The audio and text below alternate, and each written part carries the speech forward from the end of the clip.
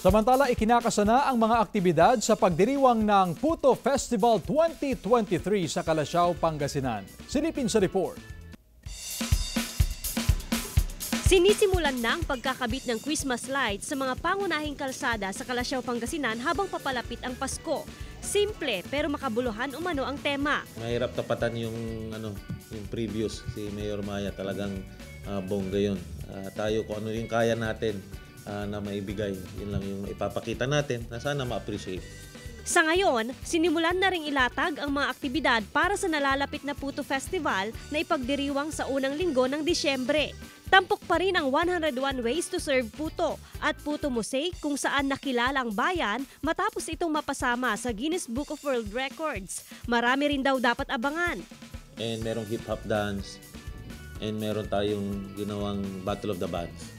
Umaasa ang mga puto vendor na muling sisigla ang kita kasabay ng mga aktibidad lalo pat matumal umano ang bentahan ngayon kaya sapat na supply lamang ang inihahanda ng mga tendera. Sana po ma'am. Oo ma'am, para makabawi rin kami. Kasi ma'am, nung mga nakaraang buwan, medyo matumal lang benta. Wala pa namang paggalaw sa presyo ng puto na naglalaro ng 110 hanggang 130 pesos per kilo. Kasama si Henry Duminsil, Joan Punsoy, One North Central Luzon.